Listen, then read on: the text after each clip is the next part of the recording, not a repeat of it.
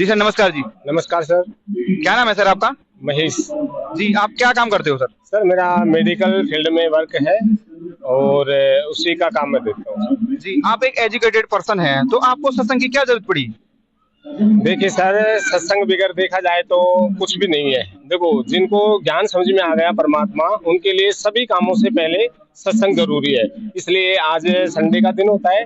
वैसे भी मतलब कामों का तो आज ऑफ ही है, तो इसलिए हम सत्संग में आते हैं कि ताकि यहाँ परमात्मा का ज्ञान चर्चा के बारे में समझे।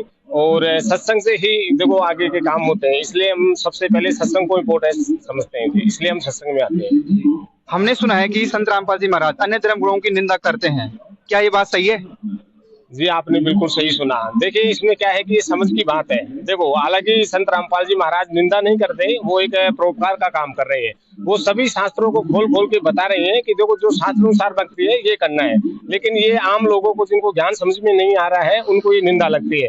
बाकी वो निंदा नहीं कर रहे, वो शास्त्र अनुसार भक्ति के बारे में लोगों को बता रहे हैं। जी, एक क्वेश्चन और था हमारा। अभी हमने हमने एक पैम्फलेट देखा था, उसपे लिखा हुआ था कि पूर्ण संत की शरण में जाने से मुक्ति संभव है।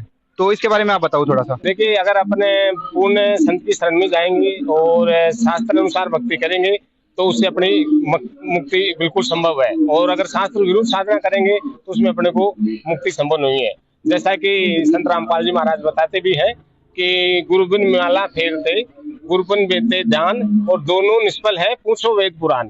तो इसलिए देखो, पूर्ण संत की शरण में होना बहुत जरूरी है, क्योंकि मुक्ति के लिए सबसे जरूरी चीज है।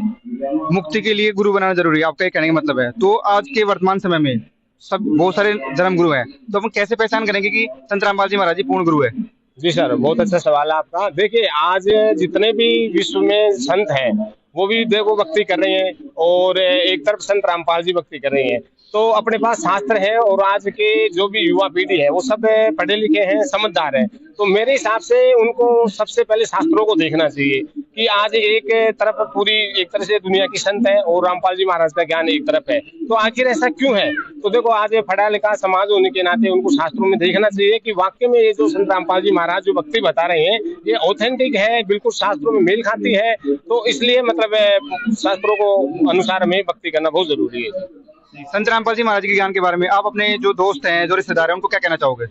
देखिए, हम संत रामपाल जी महाराज के ज्ञान के बारे में दोस्तों को, रिश्तेदारों को नहीं, अपितु पूरी दुनिया वालों को कहना चाहेंगे कि देखो, मानुष जन्म दुर्लभ है, मिले न बारंबार, जैसे पता तरवर से टूट गिरे बहु नहीं लगता डार।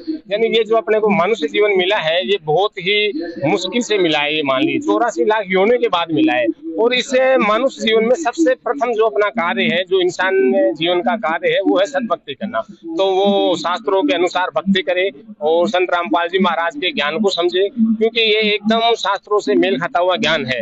तो इसलिए मतलब भक्ति करना बहुत ही जरूरी है, और सभी से हम बोलना चाहेंगे कि वो भी संत रामपाल जी महाराज का ज्ञान समझे और नाम दीक्षा ले और सद्भक्ति करे। जी सर, बहुत बहुत धन्यवाद सर।